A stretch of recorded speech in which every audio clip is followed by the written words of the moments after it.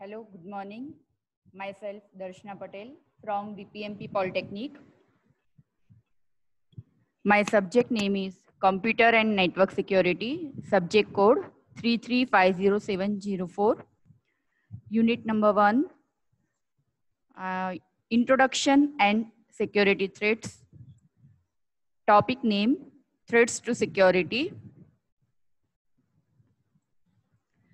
The objective of today's learning is to understanding various security terms, recent trends in computer security, and to describing various types of threats to security. Now, threats to security means in computer security, a threat is a possible danger that might exploit a vulnerability to break security and therefore cause possible harm. Now, we have to discuss these topics, threats to security, in that virus and worms, intruders, insiders, criminal organizations, terrorists, and information warfare. Now first, virus. Now what do you mean by the virus? A computer virus, it attaches itself to a program or file and enabling it to spread from one computer to another computer. It leaves its infection as it travels, like a human virus.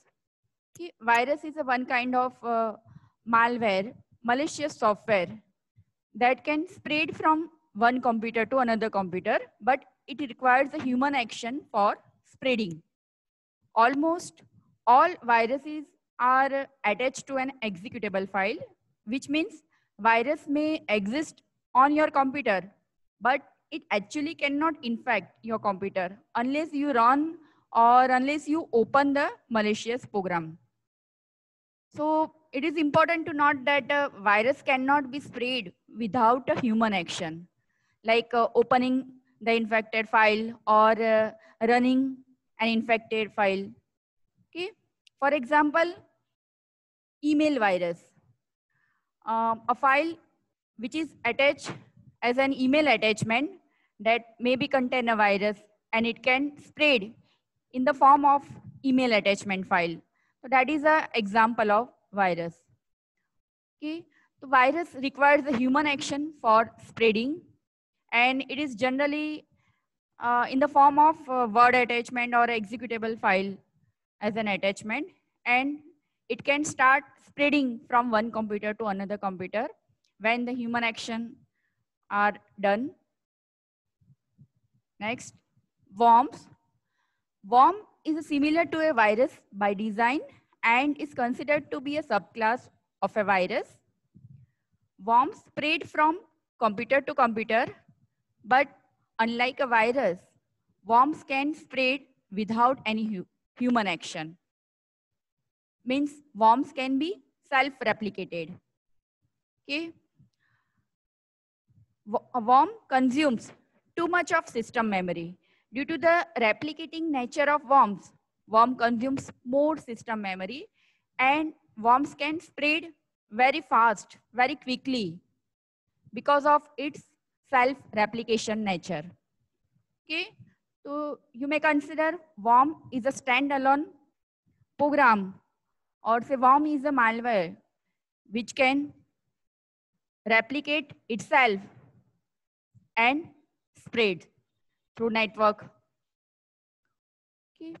The example of worms is to send a copy of itself to everyone listed in your email address book. And then from email address book to recipient's email address book to recipient's email address book, such that worms can replicate very speedily, and it consumes more and more system memory due to its replicating nature. It do not require any human action for replicating, for spreading.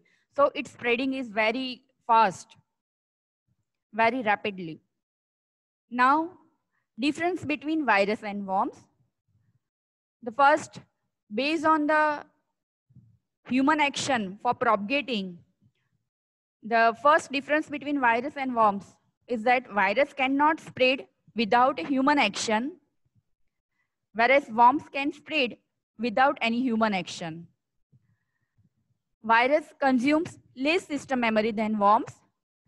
Due to the replicating nature of worms, worm consumes more system memory. Virus attach itself to operating system or the programs, whereas worms do not attach itself to operating system. Virus requires a human action for spreading. So the spreading of virus is quite slowly, whereas worms can spread by itself. So worms can spread much more quickly. For example, SQL Slammer worm, it spreads 75,000 victims within only 10 minutes of time. Another example of virus, as an email attachment, virus infect through email. Example of worm is to send a copy of itself to everyone listed in your email address book. Now next term, that is again a threat to security, is an intruder. Now intruder is a threat to security, and it's often referred as hacker or say cracker. An intruder can be classified into 3 classes: masquerader, misfisher, and clandestine user. Now first, masquerader means an outsider, an individual who is not an authorized to use the computer and who break the system's access control to make a use of legal user's account.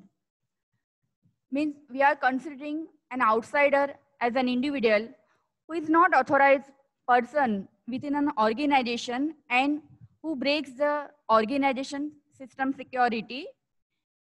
That fellow can be categorized within the classes of intruder, say masquerader. Now next, misfisher.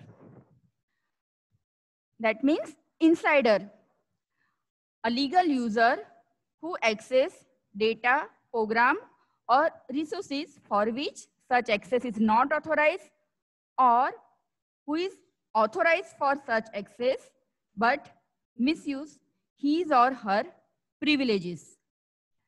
Means misfisher is like an insider, an individual who is an insider within an organization or within a company and who has either access within a system's access control or who have a not authorized of system access control. So such kind of individual can be in the category of misfisher. Now next, clandestine user, the individual may be of insider or may be of outsider. Okay, an individual who take supervisory control of the system and use this control to suppress audit collection is considered in the term of clandestine user. Such kind of individual, they exploit bugs in privileged programs and in fact the security. So the intruder are the individual who can create a intrusion and break the system security. It may be of either outsider, either insider or outsider or insider person within an organization. And the example of intrusions that can be spread by the intruders are like guessing and cracking passwords, copying a database containing the credit card numbers. Okay? So there are various kind of intrusions that is done by the intruders. Now next, insider. Again, the next term to the threats to security is insider. It is it is defined as a malicious insider threat to an organization is a current or former employee, contractor, or other business partner who has or had authorized access to an organization's network, system, or data. That means it is an insider who have a legal access to the organizational network or say the organizational resources and who can misuse his privilege for doing some harm to the security is considered within the insider term. Insider attack are much more difficult to detect and prevent. Why? Because an intruder or say attacker, it is an employee within the organization itself. It is an entity which belongs to organizations. So such kind of attacks are very difficult to detect. Employees already have access and knowledge about the structure and content of corporate database. By using this knowledge, he or her can misuse the privilege. The individual can misuse the privilege and involve in the malicious activity. Now, next term, terrorist. The terrorists use cyberspace to cause uncertainty. They, for their own reason, like they're struggling against state authorities and governments, and use all available means to achieve their own aim. Cyber attacks occurs in two of the forms. One used to attack the data and other focus on the control system. The attacks focus on the control system are used to disable or manipulate the physical infrastructure. Then the next term, information warfare or say information war. So it can be defined as a following ways. So cyber terrorism is sometimes referred to as an electronic terrorism or information war. Our next term, avenue of attack. There are mostly two reasons for a computer system attack. First, specifically targeted by the attacker, and second, opportunistic target. Now first, for specific target, the attackers are not interested in getting hardware and software of the organization, but they are doing the attack for another reason, like some political reason. For example, a person of one country attack a system of another government country. In that, first attack is decided and then attacker knows the hardware and software of that organization.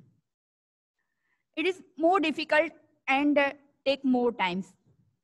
Now second, opportunistic target. Suppose an organization has some vulnerable important software. The attackers are not targeting the organization, but simply looking for an organization and collect information. For example, an attacker may want to collect credit card or any other personal information. So such kind of attack, they are considered for the reasons of such kind of attack are considered for opportunistic target. Now next, steps in attack. There are generally, not specific, but generally 4 steps in doing attack. First, information gathering, also known as the profiling. Second, determination of target system, also known as actual scanning. Then find vulnerability and suitable tools. And fourth, attack to the target system. Now, first step, information gathering, which also known as a profiling procedure. Here the attacker gathers maximum amount of information about the organization as possible. For that, they study organization's website, their post, their group discussions, and so on.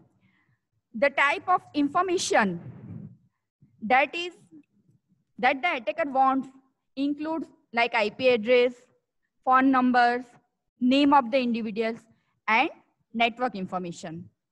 This type of information gathering is also known as a profiling. To collect data, to collect the information, the common tool is, as usual, Google.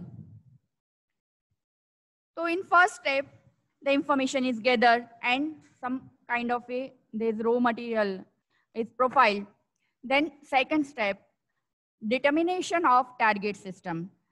That means now this step move from the profiling to the actual scanning. That can be done through like that, sending the ping utility. Send the ping request to the target machine. And if the machine responds, that means it is reachable. So ping utility can also be used by the attacker for checking the reachability of the target system. Then another way is to perform the port scan. The port scanning will help to identify which ports are open and which services may be running on the target machine. It also determines, the attacker can also determine the operating system that is running on the target machine, and also determine the specific application that run on the target machine. Okay. Now, after that, the attacker have a list of possible target machine, the operating system running on that machine, specific application and specific services. So this step provides the actual scanning of information and targeting the system. Now the third step, find the vulnerability and suitable tools. Now the attacker gathering all the information. Now the attacker finds the vulnerability, the weakness of gathered information. Then the attacker decide which tool is used based on the operating system and services. There are a number of vulnerable tools, tools available for doing the attack. Some website provide the information of vulnerable of specific application program and operating system. So based on that, find the vulnerability and suitable tools. And then the fourth step, attack to the target system. After finding all the possible vulnerability and suitable tool, the attackers now plan to attack. There are various types of attack: phishing, DOS attack, DDoS attack. So the attacker can now do the attack. So these are the generalized steps involved in attack. Thank you.